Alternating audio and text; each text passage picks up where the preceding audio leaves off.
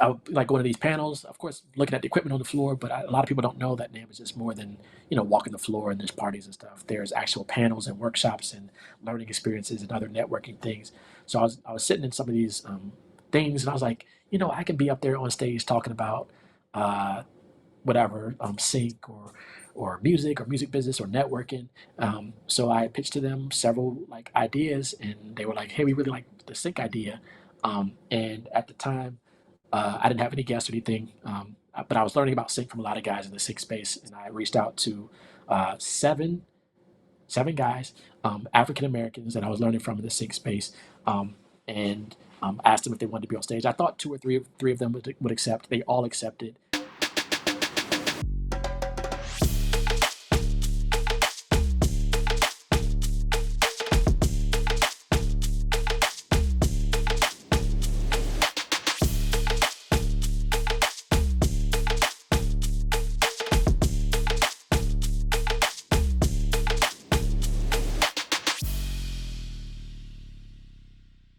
What's good, ladies and gentlemen? It's your man, Vaughan, here with the Indie Unplugged. Of course, I'm joined by my co-host, Yohance. and tonight we have a great guest. So let me introduce you to who our guest is, so that as we get into this conversation, you get some context behind this amazing composer, music producer, sync specialist, audio engineer, innovator, entrepreneur. But let me talk a little bit about my guy, Marcus Da Fingaz Manderson. He is a dynamic and versatile composer, producer, musician, and audio engineer hailing from Northern Virginia. Now, I mean, my home state, right? Virginia. Influenced by legendary producers like Timbaland and Pharrell and the gospel and reggae music his parents played, Da Fingaz has crafted a unique sound that spans genres including hip-hop, pop, R&B, ambient, Afro beats, funk/disco, and cinematic trailer music. Matter of fact, as I'm doing this introduction, I had a chance to jump on his live right before we did the interview, and he used a word that I had never heard before: cinematic trailerization. I think, was that the word? Was it cinematic trailerization? I had never heard that. Trailer, I gotta find trailerizations. Get it copyrighted. I gotta find out what. But right, he's a master with cinematic trailer music. Da Fingaz has an impressive portfolio, having composed music for Disney, National Geographic. Well, let me say that right. National Geographic, the Smithsonian, and major networks like Stars, MTV, BET, and Fox. He is also deeply involved in the sync licensing space. Trust me, this man has amazing sync credits. Mm-hmm. Right? He has hosted events at NAMM and also conducted mentoring sessions on platforms such as AES. In addition to his professional accomplishments, Da Fingaz is dedicated to sharing his knowledge and inspiring the next generations of musicians through his podcast, Syncrets. I thought that was an amazing name, Syncrets to Success, which focuses on the intricacies of sync licensing. Da Fingaz, welcome to the Indie Unplugged, my brother. Yes. Thank you. Appreciate it. That was a great intro. Welcome. Yeah. Glad to be here. Thank you for having me. Oh, yeah. Appreciate it. Yeah. Welcome to the Indie Unplugged. Yeah, So- man, it's glad to be a guest on here. Yeah, for It's sure. an Yeah. incredible platform. I've been watching your journey, right? I think ever since I started doing the very first online sync panel that I did, and it's just been amazing to watch the things that you've been doing. And I'll get into some of that as we kind of go through the interview today. But yeah, man, so definitely a pleasure to finally get you here, talking about all the things that you do. So kind of give us the backstory. How'd you get into this whole world? Like start from when you were like a little baby. Yeah. Little baby. The journey. The journey. So my mom I have three sisters and a brother, and I believe we all took piano lessons or music lessons, and I'm the one that stuck with it. I'm the youngest, and I stuck with it throughout high school. Grew up playing piano in the church, in organ. I'm a Hammond organ artist, and ended up going to college at James Madison University in Virginia. Yep. To study music industry, and I was a piano major there. They were focusing more on like getting my classical repertoire up. I wasn't really into like the classical music, but had to learn it to get like the discipline and things and get through school. And then ended up going to Full Sail for graduate school. And shout out to Full Sail, like that networking community is insane. And then fell in the place. I wanted to learn Pro Tools. This was forever ago because that was the industry standard back then. And went to school in Rockville, Maryland, called Omega Studios Recording School of Applied Recording Arts and Sciences. It's a That's huge name. Man, It's a that's one studio. word. Yeah, like that. It's like the words got to go front and back on the shirt. But I went there specifically to get a Pro Tools certification, and when I was trying to get Pro Tools certification, that was the only location in the area close to my home that I can get certified. And I called them. I was like, I'm just trying to get a certification like within a week, maybe a weekend. And they were like, yeah, we got that. Just come on through. Came through and found out it was actually a year-long program. But went through the program, got Pro Tools certified, and ended up finding work full time at National Geographic in DC as a studio engineer there. And that's part of the story. I still work there full time while going after the sync and the composing and things. And then when the pandemic hit, church went virtual. I ended up focusing on sync licensing. Back in, let's say, 2020, I entered over 200 contests. So a lot of the gear, you see some of it here, a lot of the gear I have in software is from contests. 2021, started getting into sync, got some placements on BMF Stars that year with the library, and the placements came really quickly, like overnight. And I was like, yeah, I can do this every month. But after that, I just focused on that one library. I didn't get a placement for another year. So I was like, oh, wait, I got to do some more work here. Found some other libraries. And then 22, started diving more into sync, went to NAMM for the first time. And then was like, I can be up there. Started pitching them panel ideas. They went with one last year, and they let me re-up on that this year. So it's a lot to the story, but been developing the brand as a music creator. And then along the lines over the last year and a half, 2 years, also studied trailer music and started getting onto that side. So that's sort of like a quick overview, like high level I'm of where the interested, journey when is. you were born and your mom played you back, back in the day. Yeah. What type of music influenced your journey? Yeah. I'm interested. Yeah. Like, That's actually a huge part of the story because what's crazy is I don't know if I've shared it before, but I technically wasn't supposed to be born. So my mom had her tubes tied, and somehow she probably should sue the hospital. But I made it. I made it through the tubes, whatever the case is. But yeah, so I was here, and here I am, and here we are. So, but yes, it's been an incredible journey. And growing up in the household, my mom had me in the church. So on one hand, I was learning, to play these, Richard Smallwood, Shirley Caesar, and even up to Ty Tribbett and Kirk Franklin and James Hall, and learning this music. And then my dad is Jamaican, and my brother's Jamaican. So, and your I'm Hanse, Jamaican. I'm Jamaican.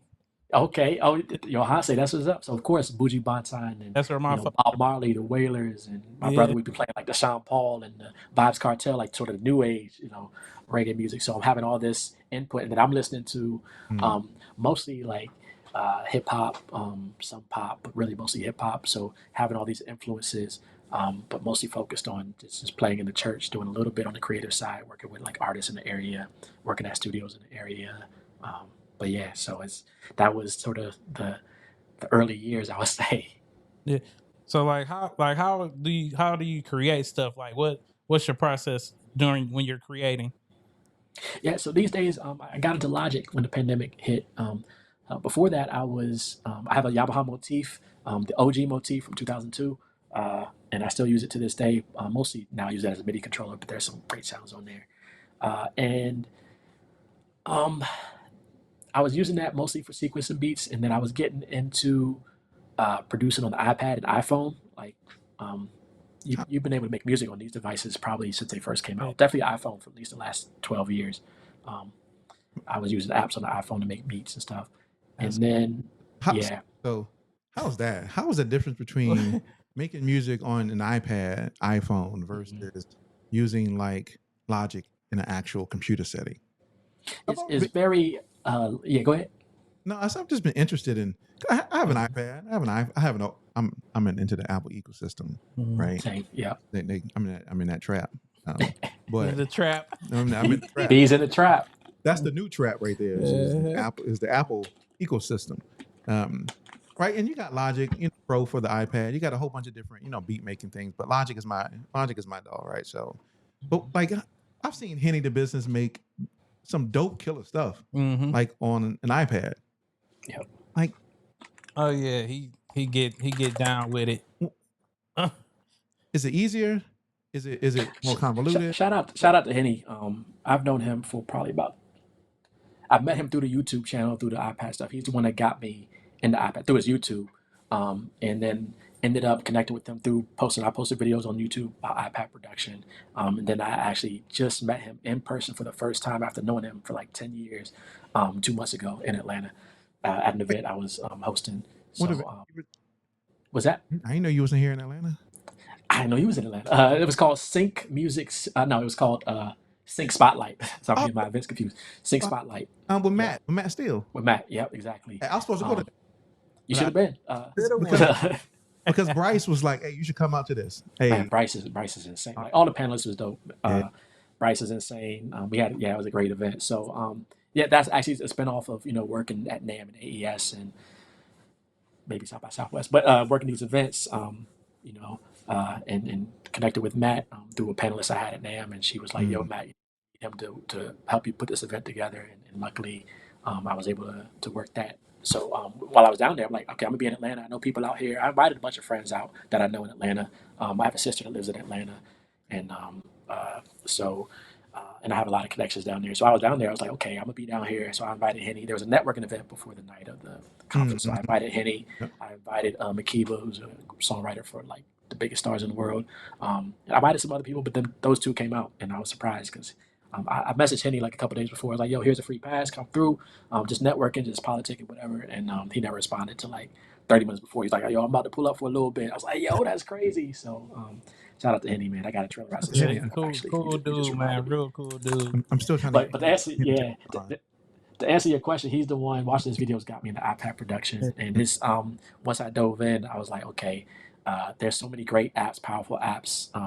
That what's crazy is there's apps on the iPad that you can also get on desktop, but they're like 1/10 of the price on the iPad. And then I use Logic too. There's a way you can get your sounds out of the iPad into Logic Pro on the Mm. desktop.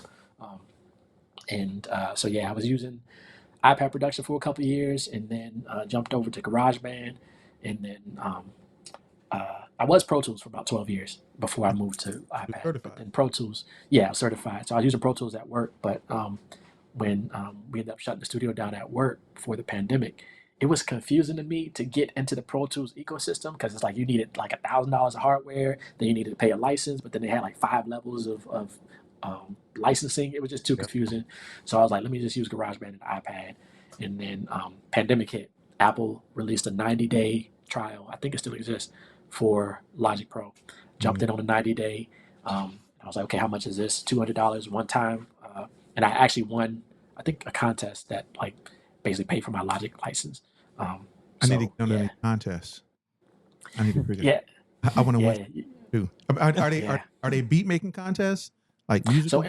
in 2020, when the pandemic hit, I think all these companies, they were just like, nobody's going out. So a lot of them were just like, let's just try to engage our community of music Mm. creators.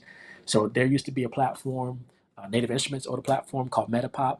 They don't exist anymore, but Mm. those were like remix contests, or you would have to use like one of the Native Instruments plugins to make sounds. So I would enter remix contests. I would enter sampling contests where they might give you a song and say sample this, and Mhm. flip it. I would enter composing contests where you might get some string sounds or something, or you might get footage and it will say compose this image or compose this video. So I was entering as many music contests because I used to play in church before that, and I would be um, 4 rehearsals a week in church, 2 hours minimum each, um, and then service all day Sunday. So I had all this musical energy that when the Mm. pandemic hit, I didn't have to put towards that, and then I started realizing I really enjoy. I knew a little bit, but I really really enjoy creating music as opposed to playing other people's music. So, so were you producing and playing and composing music prior to COVID? Yes, not at the level, definitely not at what I'm doing it now.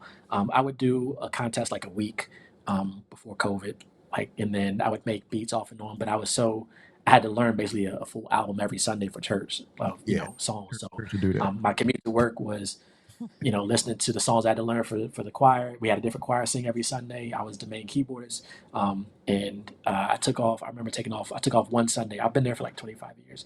I took off from what I remember one Sunday, and I had asked another keyboardist to play for me. And that Sunday, I'm getting messages from some like the pastor and everything. Like, where you at? I'm like, I'm on vacation. I told everybody that needed to know, and the other musician never showed up. So I was like, you know what? Oh, I'm just gonna wow. be the good steward. But yeah, so I was it was paid, but it was underpaid, and it was I didn't realize till pandemic hit that it was Right. um, really underappreciated as well. Mm. So like, what were like some of the challenges and triumphs that you went through, like making music? Like some of the biggest challenges of your career. I would say now is making sure that finding the right places for the music I'm creating, especially with sync and trailers. There's so many options. So it's like finding, okay, which ones will help me get the music out to, TV shows and films and video games, but also which ones are going to keep pushing my music forward. And sometimes it might be a smaller one, sometimes it might be libraries that have millions of songs in it, but trying to find and align with the right brands and companies and the right people. Uh, I would say another part is realizing where I fit in music outside of outside of church, because that was 25 years, almost 30 years just growing up in a church, playing in church. So not knowing where I musically fit. So that's why the last few years I've been doing all these things, trying to figure out which one, handful of things. So I did like the composing. I've done sample packs. I've done, doing the courses, doing uh, the sync and trailers and the networking and the events. So figuring out exactly where what I enjoy the most and how I can Mm. align things that I enjoy the most together. So that's been I would say the most challenging, but also the most interesting. Like, but how would you like get those licensing from those folks Mm. that you get the sync licenses from, like movie, TV, or video It's, game? it's is finding the right library. So there's what's called sync libraries. For those who don't know, a sync library is like a company that can help you get your music. They're like the bridge between, let's say, your music. Let's see if you can see me. Let's say your music is in the middle, and up the top is the film TV show. And let's say, no, let's say your music's at the bottom. Okay, music's at the bottom. Then you want to get to the top, which is the film TV. In the middle, in between those, is the sync library. So you send your music to the sync library. They accept it. They have some terms. They can accept it non-exclusively, which means you can send it to other non-exclusive libraries, or they might say we want it exclusively, meaning they can only represent it. You can't send it to any other opportunities. Right. And then they'll send it to their network, or they might be working on albums, or they might even send you briefs to pitch to. So there's so many ways to get your music placed. Most of my placements are through um, album placements, like either creating an album for a library or um, getting a track or two on the album that they're working on for their library. I do submit the briefs, but I don't think I really have any placements yet directly through briefs. Mm. Yeah, so because I know like with artists, I know you could just send them a beat and they'll tell you to take Mhm. something out of a beat for the sync licenses. Like how does that work out? Like they want you to take Yep. the drums off of the first part of the song and add some Mhm. extra drums. Like how does that work out? I really don't have. Sometimes I do get edits for sync. I get more edit requests for trailers, where they're like, "Oh, add, make it more epic or add more." Like with Mm. trailers, more is more. Um, Okay. sometimes less is more. But with sync, sometimes I get requests where it's like, okay, the way they're going to use this music in the scene might be different. So it's like we don't need that string sound in there. Just take it out because the people are going to be talking. It's going to clash with their vocal range or whatever. It might be. I also send options. So if I'm working with the artist for a sync track, I'm going to send at very minimum the full song and the instrumental so that the editor can at least maybe they can't use the lyrics on the track because it's going to be on a scene with a lot of dialogue, so they can use the instrumental. And then sometimes they might request, hey, can you send us a version without the drums or a version without this sound, or change the sound out? So you got to be ready. That's why you got to have your stems. I don't really. I have made sample pack. I spent a part of that journey. I spent about 2 or 3 years making mostly sample based beats on the iPad. So I have a bunch of sample tracks, but I don't. You can't really use samples in sync, so I stopped using samples a couple years ago. Um, yeah, uh, but yeah, I would say like you have to be as a music creator if you're getting into sync or trailers, you have to be able to adapt. You have to have your stems.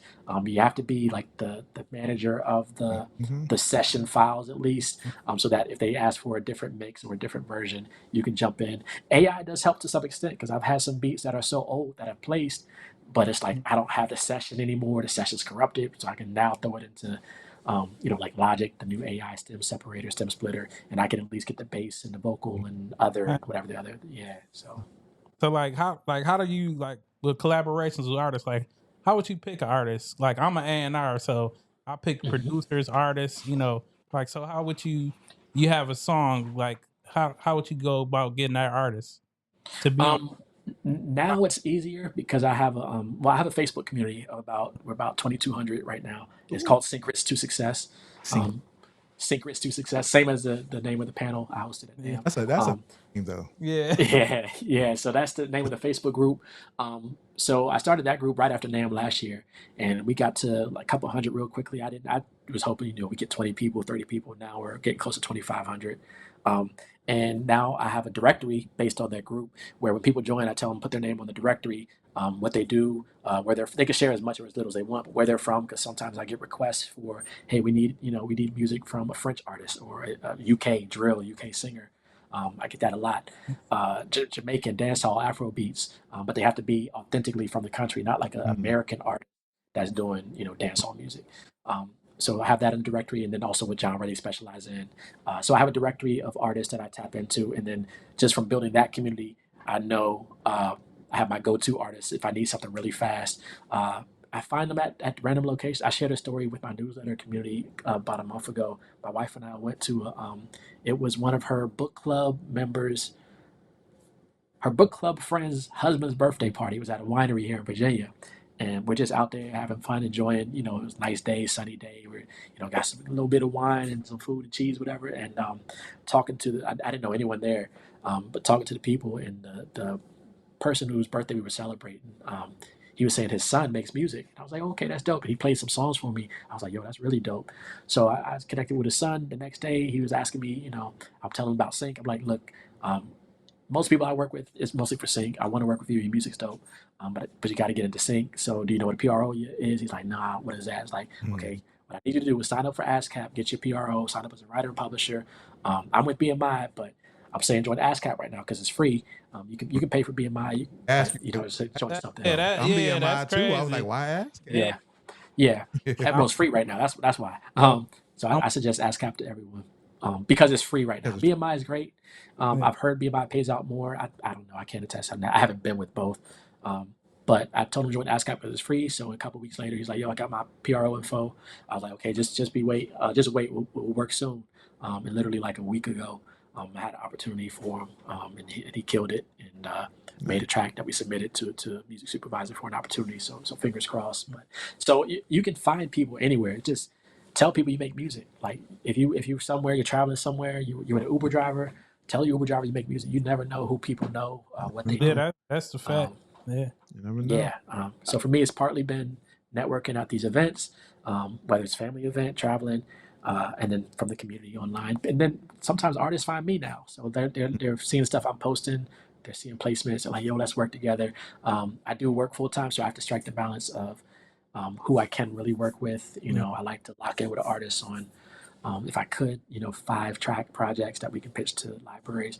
But for me, I could do it in a day if I had only a day to make it. But Mm. that could be like a whole week of my time, which I'm also trying to pitch to other opportunities. So just got to strike the balance. I want to go back a little bit. I want to go Yeah. back to your beginnings. Um, first, let me talk about the statement that you made when you were answering the prior question. You were stating that you were trying to identify where your place was in music. Do you think you've identified that? Do you think you've settled on your identity within this music space? I'm leaning more and more towards trailers, either trailers or more of that cinematic, epic style of music, where it could be like a pop track. But I try to make, so even when I'm just doing sync stuff and I'm trying to make like a underscore or just a straight pop, but then it's like, man, I want to just go ahead and bring in some strings and epic cinematic brass and percussion stuff right now. It's Mm. like sometimes I gotta pull back on that if it's not going to match the brief. Uh, so I do find myself leaning more towards the epic stuff, epic cinematic, orchestral, the high energy like superhero trailer sound. One, because not a lot of people do it, and then two, I enjoy creating that. So I've been enjoying the process and learning the styles, and of course investing all the time and learning it, and taking courses and meeting with some of the top trailer composers who nobody will ever know, but these guys are making the music for the marketing campaigns for $1 billion films. Um, Right.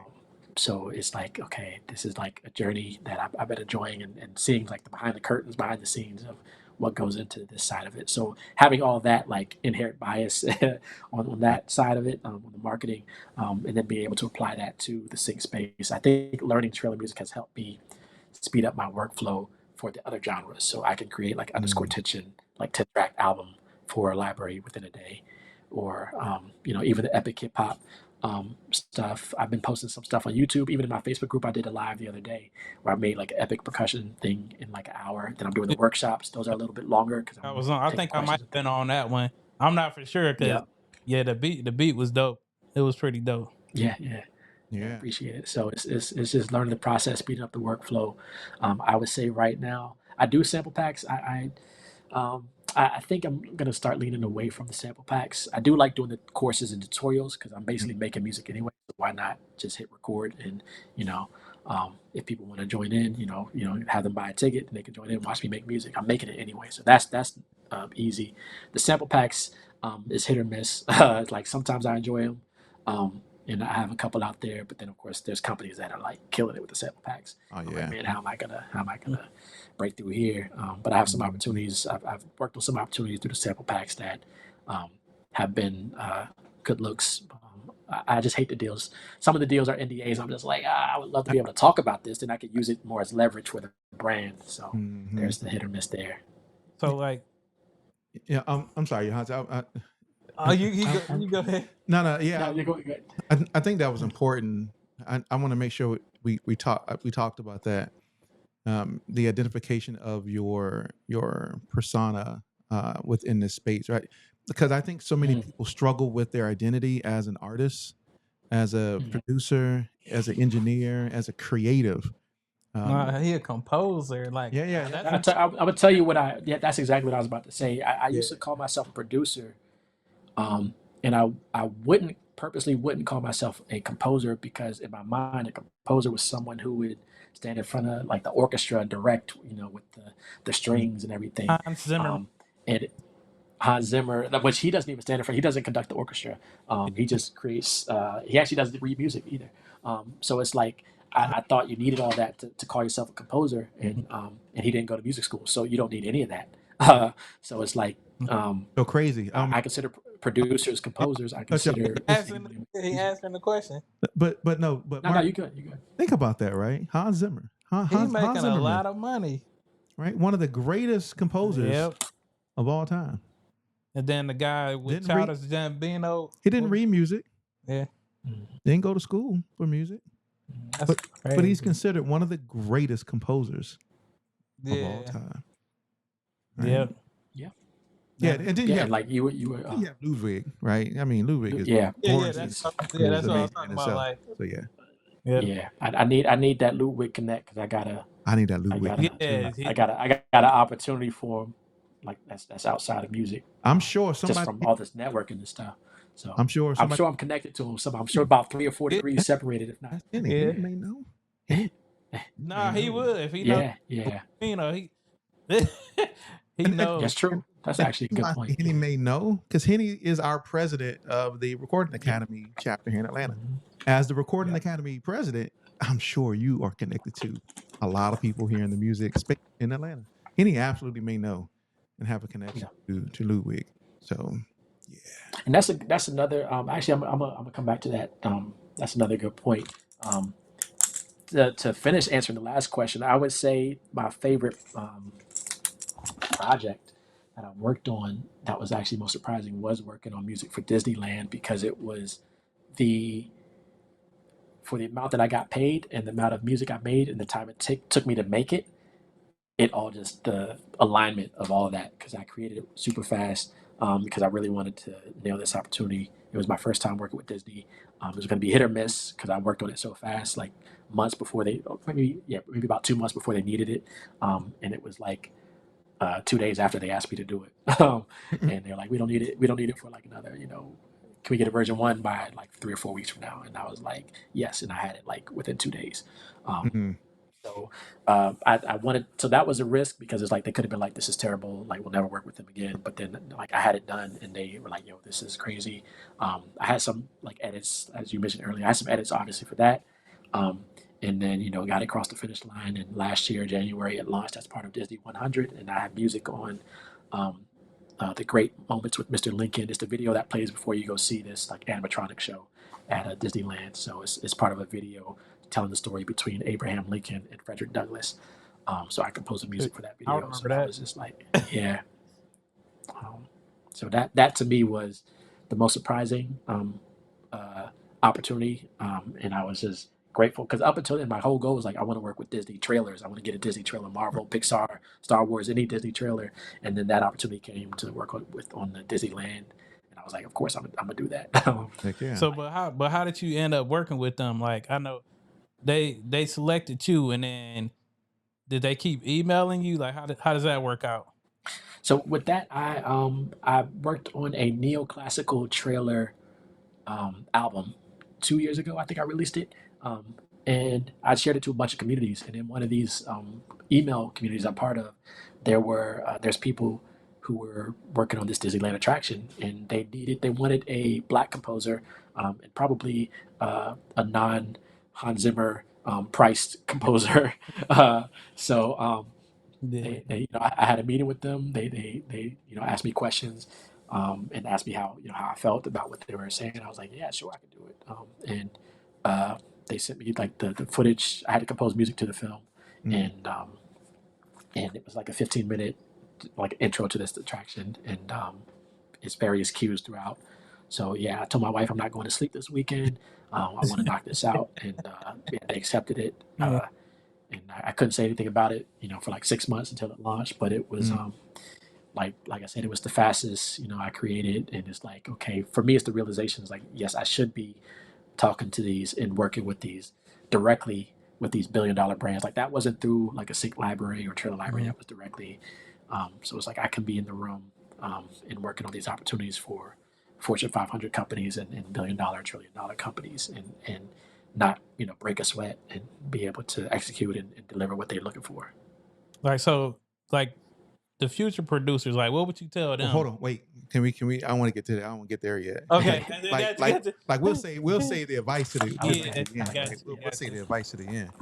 Um, let me ask you, which do you prefer? Do you prefer the avenue of working with libraries, uh, or do you prefer the I'm gonna say the intimacy of working with those individuals, firsthand, um, right? Because Yep. you just stated that you didn't get the Disney deal through like a brief or through a sync library, Mhm. but actually through the people who were working on that particular project, for Disney. Mhm. Um, so, which would you rather have, and why would you rather have one over the other? That's the most direct approach, because it's the closest to the placement. So if you work with a library, I work with libraries where they accidentally send out um, the brief, and they send out everyone on the CC instead of BCC. Mm. So I've worked with libraries where I see how many people they're sending it to, and they're sending the brief to over 100 people. Oh, of And I'm course. like, how am I gonna? And some of those people, I look through the emails. Some of those people are library owners, and they send that brief to theirs. So it's like it can go down a funnel, and next thing you know, there's 500 submissions. Only one's gonna get the placement, Mhm. as opposed to working directly with the team that's working on the project. Um, if you're in, they're not going to go anywhere else. They're not going to a library. They're not going to another composer. They're like, hey, you're in. It's you. If a company wants to work with Hans Zimmer or Ludwig or Pinar or John Williams on a film, they're gonna and they have the budget for it. They're not going to go to anyone else, because it's like, look, we want you. The only reason they would go to someone else is if, you know, Hans Zimmer's busy working on another film. So he's like, let me pass it off to Ludwig, as was the case with Tenet. And That is what uh, happened. That's yeah, right. so it also helps to make friends, because sometimes some people are so busy. It's like, I can't do this, but you know, you can. My friend over here, who's, you know, just as good as me, or at least, you know, they can execute at a different level, Right.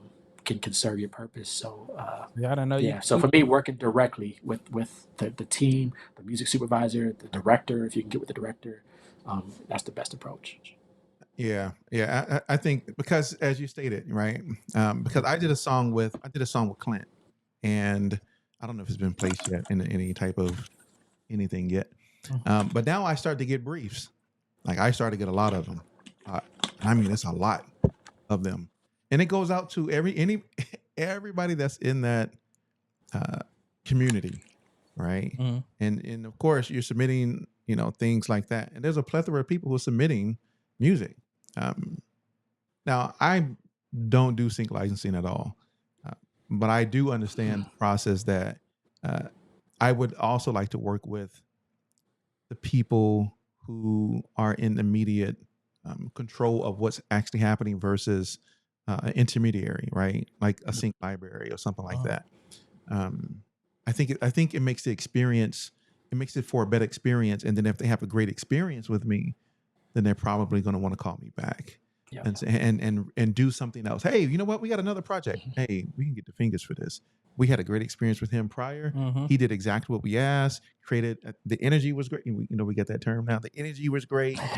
We're going to bring him back, and right. It now offers up more opportunity for that same organization to come back and work with you and create more and more things for them. It'd be great. You put them on a retainer, but you know, that's a different. That's a Yeah, that's the next level. that's Yeah, that's the next level. it's possible. I'll just say that. Oh yes. Oh, so you grew up Virginia, right? Yeah. Great state. I love Virginia. I mean, I don't live there, but great state. I spent almost the majority of my life in Virginia. Yeah, I want to talk about Virginia Beach. Right. Johannes spent time over there. Okay. In the military. Yeah. Yeah. See, I had the you know, the fortunate ability to go to school in Virginia, right? So Marcus, you're in Northern Virginia, right? Yeah. So I'm more in the southeastern, down by Richmond, you know, type of Virginia, right in the middle. Yep. You know, and I understand that, you know, growing up, you probably had musical inspirations, Timbaland, Pharrell, you know, probably Teddy Riley, who's really not from Virginia, but we'll claim him. Right. We'll take them, Neptunes, things like that. How did the musical environment and influences growing up, maybe not even just growing up, but you getting into that musical space, how did those, how did the culture of Virginia, because it's a different thing, culture of Virginia, and then the artistry out of Virginia, how did that impact you musically? Figure out elements that these people have. Timbaland, like just the creativeness of the beats that, like, you weren't hearing anything like his sounds.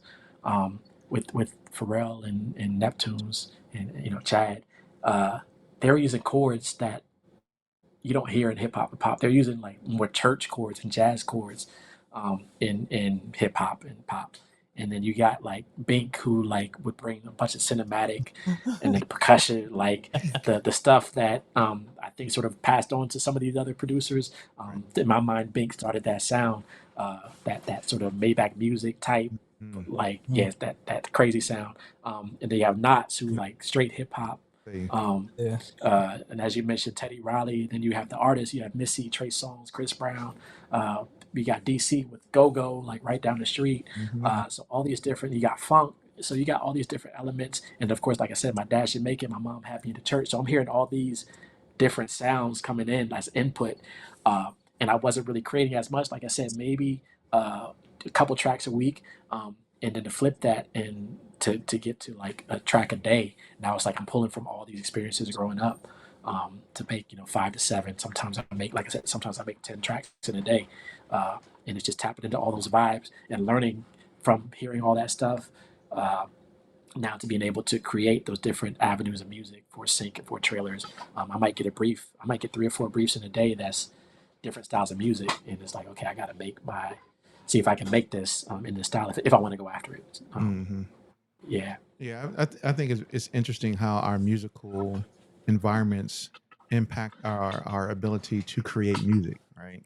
Because I grew up in Virginia, right? I grew up in Virginia, and then I went overseas to Germany for a while. That was an You experience. know what? Same.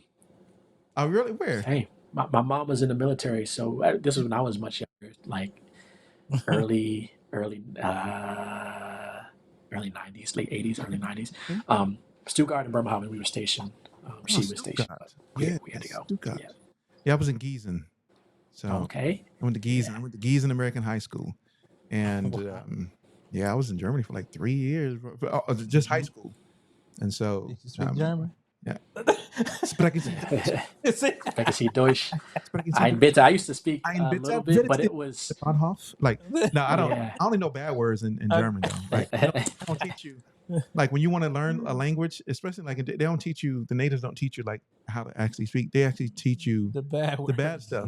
And so I got kicked off the bus in Germany because I told a bus driver to lick my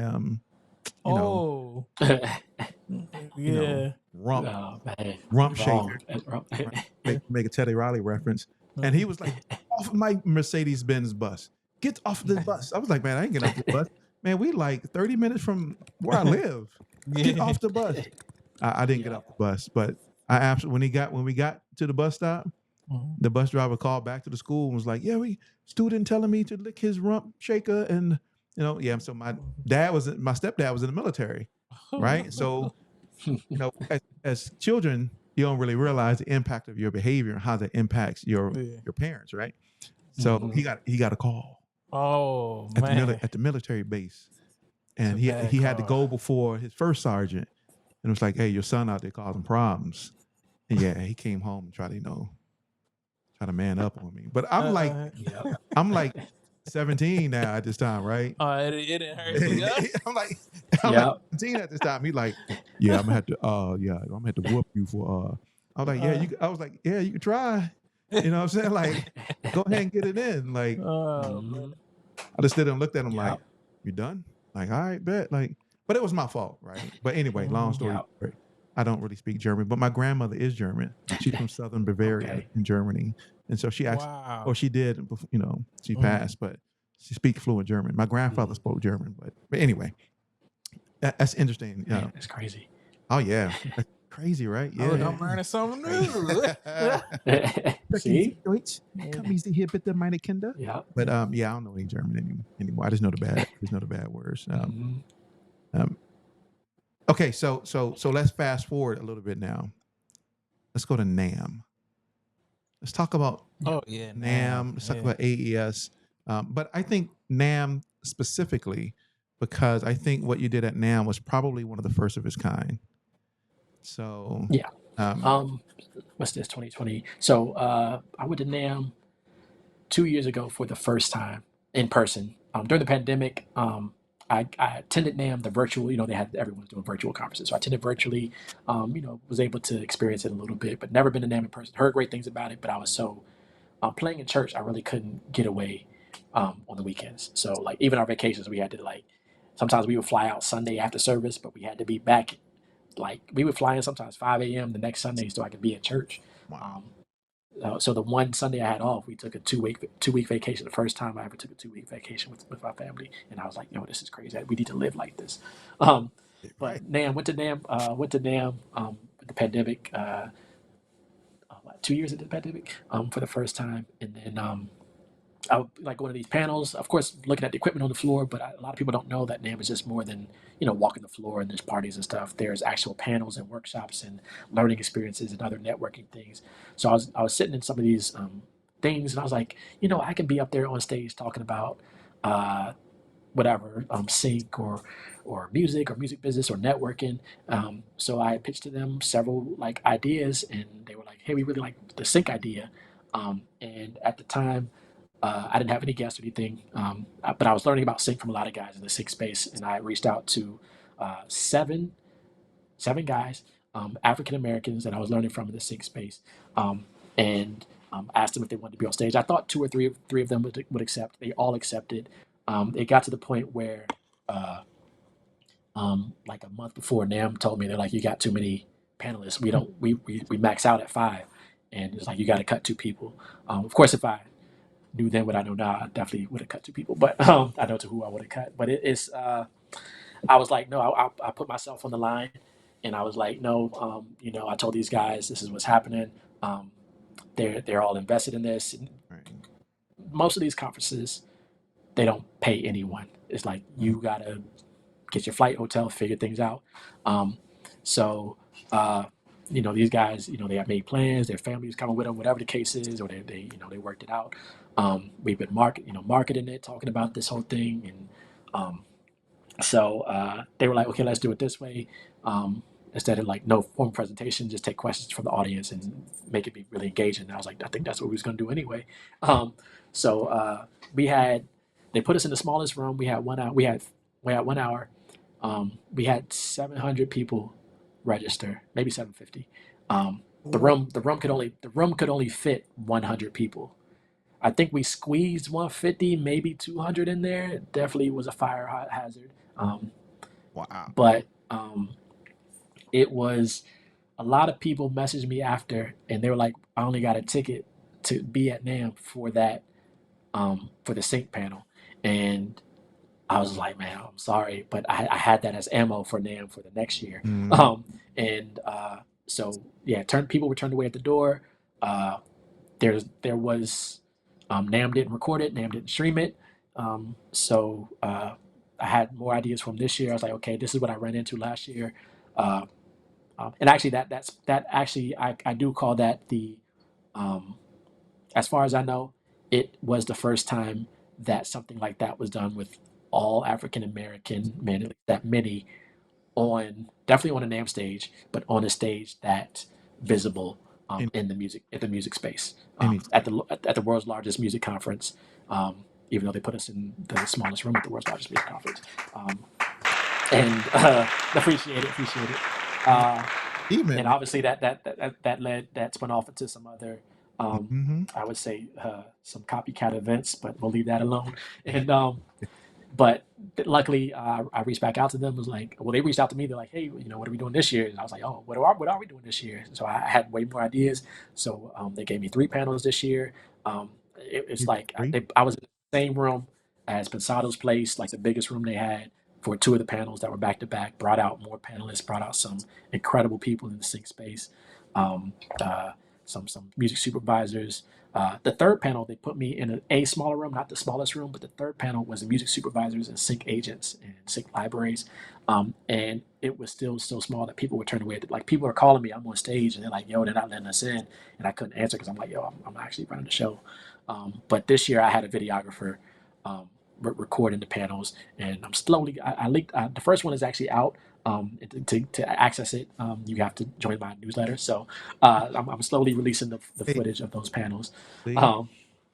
What's that? No, see, he's doing it right. Yeah. So if anyone's interested, shoot me a DM. Da Fingaz everywhere. But that's the.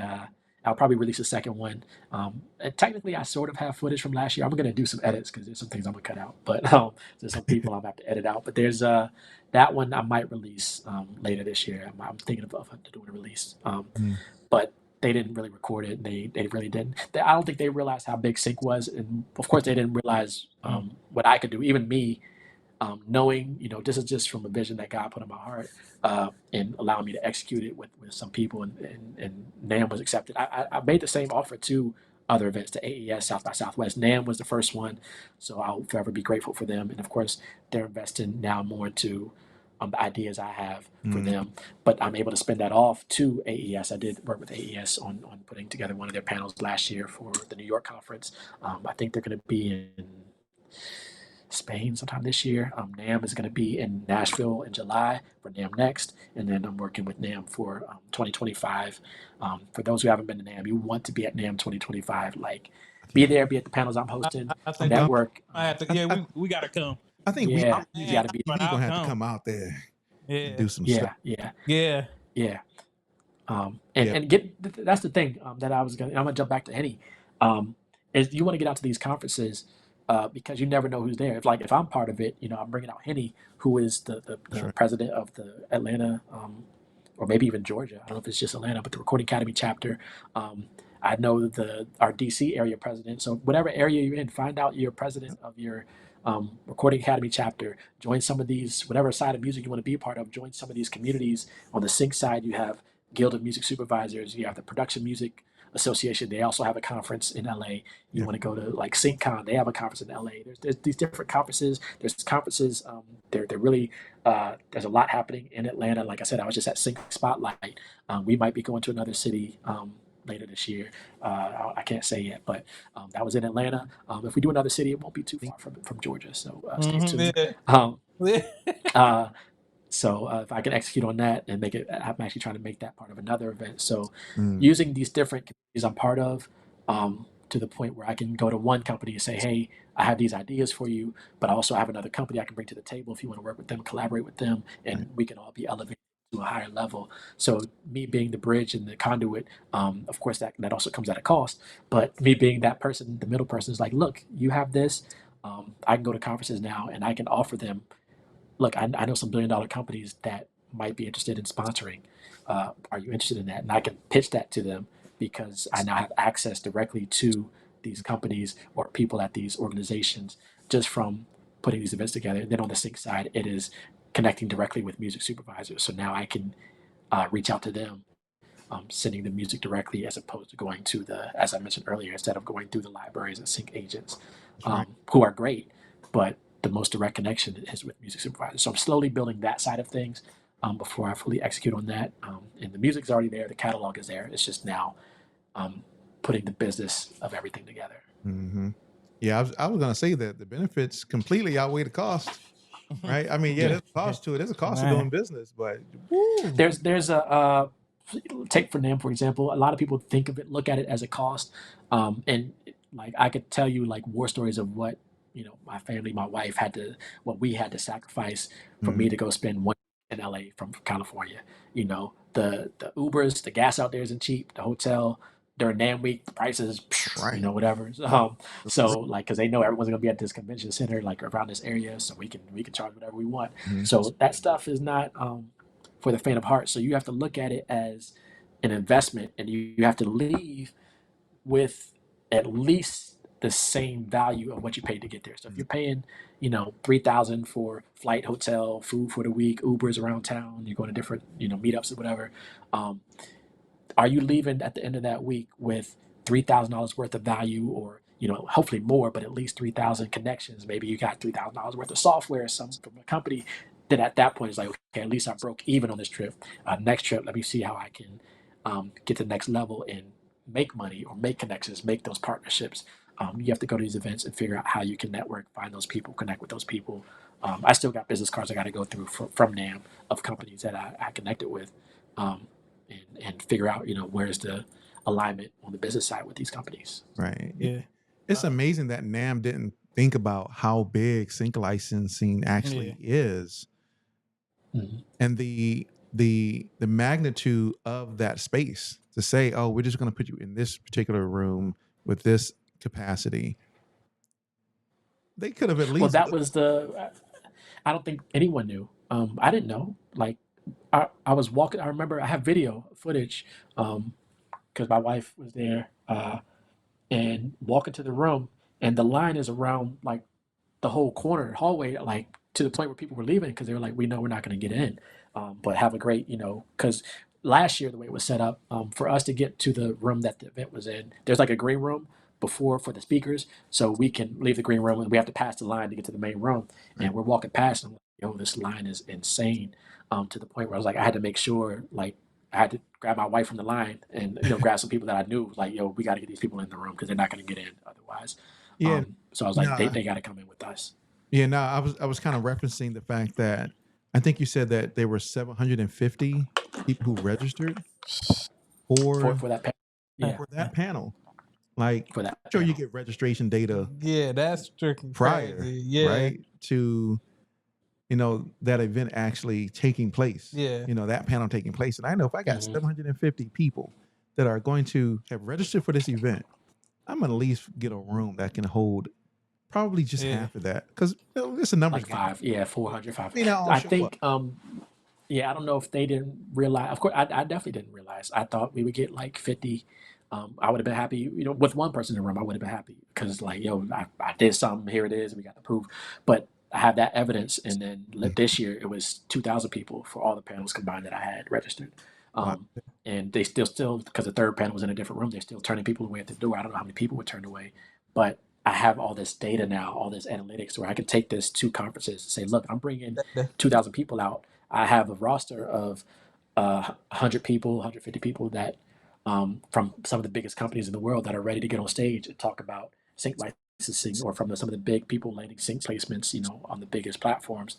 Um, I have people that I've asked to be on panels who were unavailable, but they're saying, keep me, let me know. Mm-hmm. So I now have all of this sort of personal directories and personal assets as leverage that I can use for these conferences, to be like, look, I can execute on it. I just need you to tell me yes or no, Right. and then I can go to them. And a lot of them, because they work at certain companies, there's a pitch I can offer them to get to an event, where it doesn't cost the event owner, and it doesn't cost individually the speaker. So just figuring out uh, these different avenues, and for me it's just figuring out, okay, how can I now be compensated for this service, because it is a service, that I'm bringing to these. If I bring 2,000 people to your conference and they got to pay $100 a ticket, or if I even do half of that or a quarter of that for something like South by Southwest, where it's $1,000 a ticket, I'm like, that's a lot of,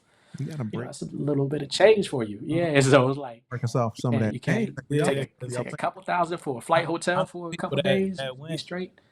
to Yeah. So that event last year, and they probably yeah, got in, or they probably didn't get in. what's crazy? Like I said, you never know who's in the room.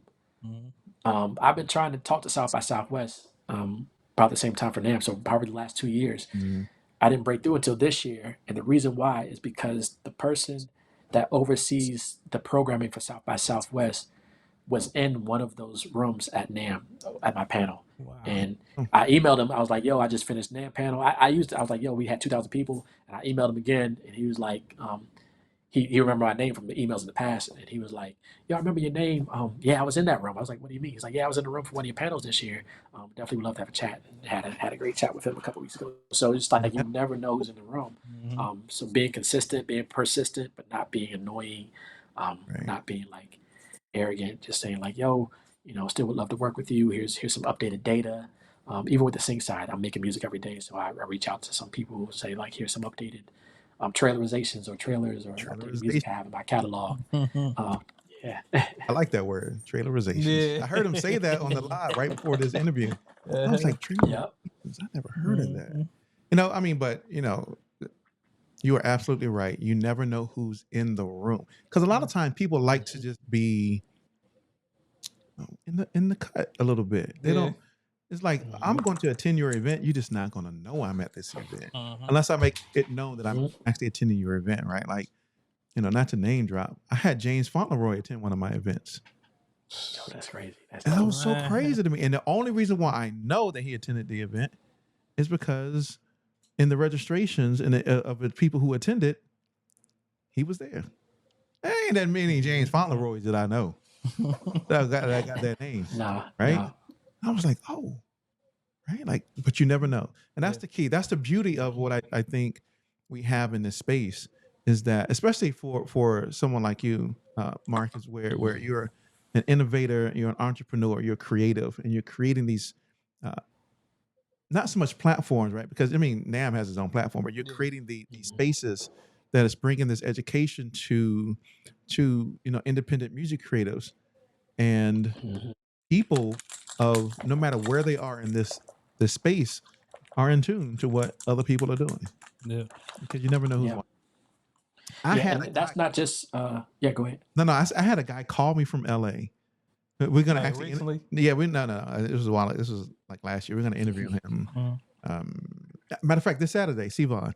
Okay. I had Vaughan call me. He owns a company out in LA called 6X Entertainment. Parchment. Yeah, but yeah, Vaughan Part. That's my guy right there. Mm-hmm. Like that is my guy. And so Vaughan called me. He was like, "B, I'm gonna tell you." He said, "You never know who's watching what you're doing." He said they may never say anything, but they are watching what you do. He said, "I'm going to guarantee you and tell you that they're going." This is why I'm calling you to tell you that there are people watching what you're doing. Keep doing what you're doing. I'm like, whoa. Yeah. Like, whoa. I'm gonna tell you another quick thing. I posted a video in that year 2020 when I was doing the contest. I posted a video on YouTube, just going in like what contests, how I was finding them, why I was entering them. It probably had 20, maybe 50 views. I got a call like a couple days later from one of the biggest audio engineers in the world. His name is Ken Lewis. He mixed like Little Ken. Kanye. He Yeah. makes, Taylor Swift. He just did a couple things on her last record, her last two records. He makes he has 100 gold, over 100, probably close to 120 now, gold and platinum records. And he like reached out to me. I don't know how he got my number, but people will find you. And he was like, "Yo," he had a podcast. He had a YouTube show, has a YouTube show. I would watch it every week, and he was going in, I think 2 or 3 times a week, just talking about his journey mixing live and stuff, mixing with artists. And he was like, "Hey, I would like to have you on as a guest, talking about, just sharing your contests, like how you find contests and what are you doing, why you're entering them, how do you do it with work and everything." And I was like, "Yeah, sure." So I did that. It was like a 5-10 minute segment on the show. And then a couple weeks later, he reached back out. He was like, would you want to do a segment weekly on the show, sharing like the free sounds you're finding, contests, whatever. And I was like, "Yeah, sure." So for the last 3, maybe 4 years now, I've been doing the segment on the show. Now it's monthly, but it's called Mixing Night with Ken Lewis. And connected with him, I can like call him right now, and he's like, one of the top engineers, really down to earth, top engineers in the world. Still haven't met him in person. I got to link up with him in person somehow. But just to be able, that was from a YouTube video that I posted, just sharing how I approach contests and finding contests. So put stuff out there. It doesn't matter if only one person sees it. If that one person can change your life, that was the right person who needed to see it. Wow. And see, based off of that, I got 3 questions. 3 questions to ask you. Yeah. Based off of it. Well, one of them, it comes from something we talked about earlier, which is the community that you've built. How important is it to build for a creative, right? To build a community where you are engaged with other like-minded creatives, but you are also offering, and the reason why I say it because that's what we do too, exclusive content to people who are subscribed to your community, right? Like I think that's the way to go. See, people don't really know that's the key right there. That's the gem. Yeah, Right? yeah, and then I have different communities, and you don't have to own a community or run a community. I have like the Facebook group. I have my newsletter, and then I have I do through the how Instagram you can have like the private. I don't have any subscription things, but the private group or whatever on Instagram. Um, so you don't have to own a community, but I believe you need to have two things. You need to be part of a community where you can ask questions, get feedback, maybe learn about things you have questions for, or whatever. And then you need to have a team. What that means for you might be different. It might be you need a lawyer, manager, accountant, whatever. My wife is all of those things for me. Or maybe you need a producer, singer, songwriter. For me, it's like I have a select. I try to have 5 of what I need. So if I need a rapper for a track, it's like okay, I try to have 5 go-to rappers that I can go to, because if I go to like one and they're busy, and the second one and third, by the time I get to the 4th or 5th one, someone's available. So I have a different directory of collaborators, like rappers, singers, artists. When I say I need like those drill rappers, so it's like if I get a brief and I don't have that, it's like okay, I need to get my directory together of drill rappers, of the 5 I can go to that can execute on something, 2 to 4 hours if it's a fast deadline. And so with those 2 things in place, your community and your team, and you're part of those, you have those, and then you're also active in those. I think that'll take you a far way, or a long way, not a far way, a long way. Yeah, a long way. Absolutely. I agree with that. I would tell any creative today to have some type of newsletter community where they offer, right? But I mean, I was listening to another podcast, and this is actually before I even started the Indie Unplugged. I mean, I was still doing We Creep Meets TV, but and I was listening to Cheat Code with Wendy and Rap Juggernaut and Rap Juggernaut, right? And so Yeah. Rap Juggernaut on that thing said, and I was like, that's exactly the cheat code right there. Which I guess is why they podcast called Cheat Code. Cheat code, yeah. Cheat code. Cheat code, Cheat right? code, So he said the actual cheat code really is having a platform where you can send out content, or actually he was talking about being a creative and subscribing to platforms that offer content that you can get directly to your email box without having to search for content that matters to you, so that you don't have to go out in the sea of content saturation, but you're getting the things that, right? And that's literally how I built this platform, was providing content that people can get directly in their inbox. So like the Sync Master series, that which we got to talk about right offline, but the season 2, Sync Master season 2, Dope. is coming out. It comes out Monday, right? We're putting the final touches on it, and it comes out Monday with London Elixir. She's kicking it off for us. And London is dope. She was on a NAM panel this year also. London is dope. Yeah. But the only way you can see Sync Masters is by being a part of the community. You can't get it on YouTube. You can't get it any other way. You have to be a member of the community to watch it. And that is a bonus. I mean, some people may go, oh, well, that's not a bonus because then you're limiting. No, because it's only going to be, if you really want to see this, it's going to drive you to it. You gotta be there. To be a part of this community, because you're going to hear from London Elixir, Jay Nolan, Dre Phantom, I Am Brahms, and Clint Music, right? You're going to hear from all 5 of these people talking about sync licensing, how they structure music. And they're going to give you all the Syncrets, which we got to talk about here in a second. Right? Give you all the Syncrets to be successful. And it's but the only way you can get it is by joining the community, right? And having that newsletter is crucial, so that people can be in tune to what you are doing specifically. So I when you mentioned that, I was like, yeah, that's the gym right there. Yeah, exactly. But speaking of about 10 minutes. Okay, bet. Yep, because you got the thing. But speaking of Syncrets, so talk about that. How did you start Syncrets? What was the motivation, and what do you hope your listeners get out of your podcast, Syncrets to Success?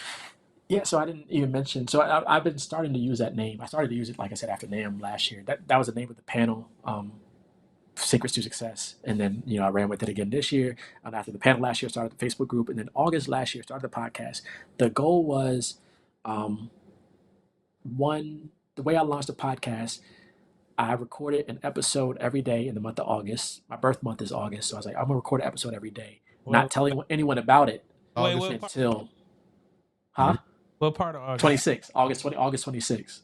Okay, I was on the 6th. Okay, my mom was born on the 29th. So. My mom was born on the 2nd. Okay, so my mom's a 15. I get this right, 16. My dad's a week after mine. My mom's 10 days before mine. So right. Wow, crazy birthday season. But so the purpose was, or the intent was, I'm gonna release an episode every day. That way, I at least, because most podcasts don't last longer than. I think it's like 5 to 7 episodes. So it's like, okay, I'm gonna beat that, and then if I don't do anything ever again, I'm good. So it was gonna be like an intro to sync, from where my mind was then. So I did 30. I think it was 31 episodes. Didn't tell anyone about it until like September, because I recorded the episodes, and I was like, look, I'm launching a podcast. The way I announced it in the Facebook group was like, hey, would anyone be interested in the podcast if I were to launch a podcast? And they were like, yeah, depending on what it is. And I was like, well, this is, as far as I know, the first time. It's only on YouTube right now, so I have another plan to get it to other platforms. But I was like, I think this is the first time that a podcast is launching, at least on YouTube, where you're getting 30 episodes up front. So it's like, you can go ahead and dive in, get all these hours of footage. Each episode is probably might be 10 to 20 minutes. So it's already there. It already exists. So you can go ahead and binge listen. Now I'm up to episode 70. My goal is to get to 100. Once I get to 100, then I'm going to figure out a release strategy for taking those episodes off of YouTube and bringing them to like Spotify and Apple Podcasts and other platforms. But yeah, so my goal is to get to 100 by the end of the year. I'll probably get to it sooner, but I might pace myself out. But I don't stress myself over recording an episode like every week or a certain time. It's just when I feel like it. Um, and there's some things that I do that is like, okay, I'm doing an interview anyway. I'm talking to someone. Let's just make it a podcast episode, or I'm going live anyway. Let me just take it off Instagram and just put it on the podcast. Um, so yeah, so that's sort of there was no really goal or intent. But even some of the recent episodes, if you check it out, I actually have another live I think I did on the podcast where I'm showing like how I create music. Like I have Logic Pro I'm sharing. And then recently I've been sharing some of the plugins I've been using. Like I might dive in, okay, this episode we're going to talk all about, Keep Forest or Spitfire Audio or ABA Music Group, or this episode we're talking about all these plugins I own and, how I use certain ones and why I go to certain ones for certain reasons. So just sharing, again, more the knowledge of the music creation process, which is what I've been doing even before the pandemic, but I can do it more. And I have a few more eyes watching now. So, yeah. Good stuff. Yeah. See? Yeah. Secrets to success. Secrets.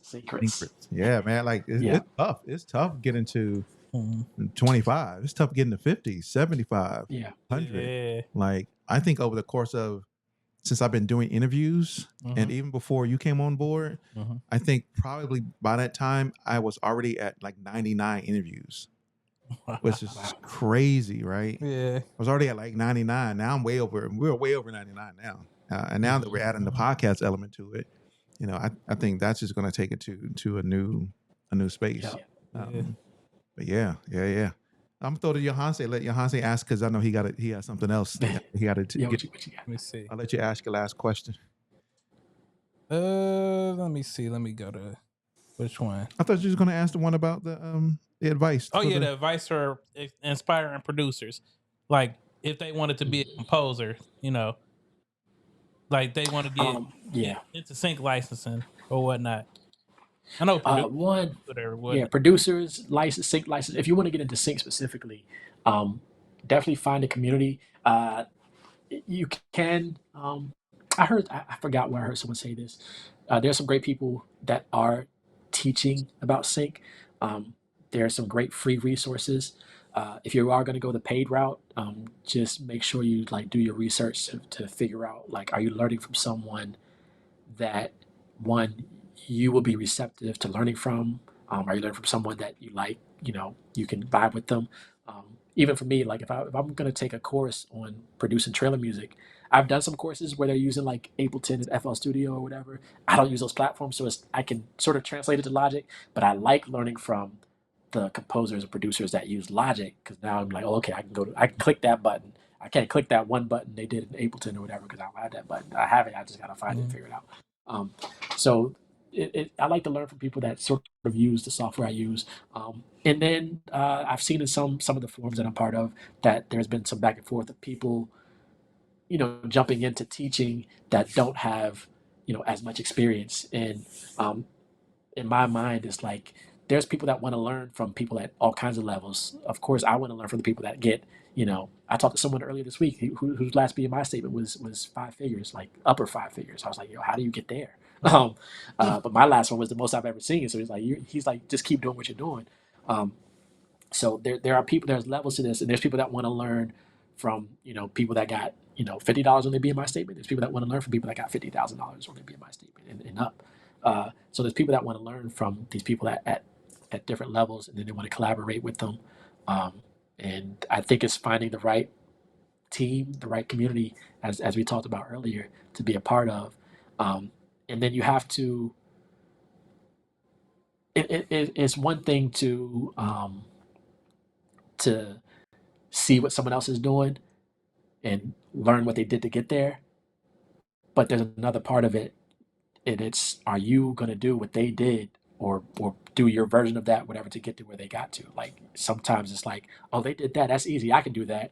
But there's things that you don't know that might have happened behind the scenes. There's levels, there's layers. On the surface, it's you think that was easy. Sometimes it is easy. For me now, it's a little easier because I have some of the hard work behind me. I have the data now, the analytics. I have the sort of the know-how, the network, and I'm sharing that even in the courses, things I'm doing. So it's learn from people who you want to learn from people who are doing what you want to do. I guess that's a good way to say it. but then you have to be willing to do what they're doing, and figure out, your version of that can get you to that level or even higher. I'm about to send a bunch of people your way. Just, look, literally, just a heads up. I know a bunch of folks, like artists, He knows producers. everybody. I mean, he know everybody. He know everybody. That's Yohance the literally knows Jedi Master. everybody, right? That's the Jedi Look, Master. if one of you can send Ludwig my way, we Henny, I guarantee yeah, you, yeah. he knows Lou, or Yeah. somebody that knows. I can guarantee that. Everyone is close. Yeah, when you say like, Yeah. I believe in that 6 degrees of separation, and being a Full Sail alum, just everyone is like Mhm. in the industry, like whether it's film, TV, video games. I Oh, yeah. believe with the Full Sail network, it's probably like even 2-3 degrees of separation. It's two. It's 2 degrees. Two, yeah, separation. 2, probably maximum. Yeah. I guarantee that somebody that I know, you're connected to, or somebody that Well, half the names you said, like we know like I know Jay Nolan, and he was on the panel last year too. He was one of the 7, the name 7. London was on the panel this year. Yeah. I just talked to Wendy Day last month, so it's like there are, Henny was at Sync Spotlight. I had him come out, so it's such a small industry. And people know people. You start going to these events, you see the same faces. It's like, oh, I saw you, at 5 events this year. Like, who are you? Like, you might not even talk to them until you see them at that 5th, 6th event. It's like, okay, I've been seeing your face out here. Like, who exactly are you? What do you do? Right. And then next thing you know, you're working on business together. So, Right. yeah. And for me, I've been doing that virtually because I can't, like I said, I can't fly to LA Right. 6, 7 times a year. Not yet, but the brands better keep coming out and figure it out. We'll figure it out. But man, Marcus Da Fingaz, it's been Yes, great, sir. brother, having you on the Yes. Indie Unplugged, getting to know you, your journey, your music, and just learning more about you, man. I'm looking forward to watching things that progress, connecting as well, and just being a part of your journey any way possible, brother. But yeah, I'll give you your time back. I know what you're about to go Appreciate through it. here in just a few moments. But man, thank you very much for being here, ladies and gentlemen. Thank you very much for watching the Indie Unplugged. Once again, I'm Vaughan, Just Yohance. and we got of course. Da Fingaz, everyone follow me, Da Fingaz. Go to dafingaz.com. You can check out the sample packs, the courses, everything. DAFINGAZ everywhere. So yeah, definitely. Yeah, make sure. All right, ladies and gentlemen, thanks for tuning in. Catch you next time. Peace.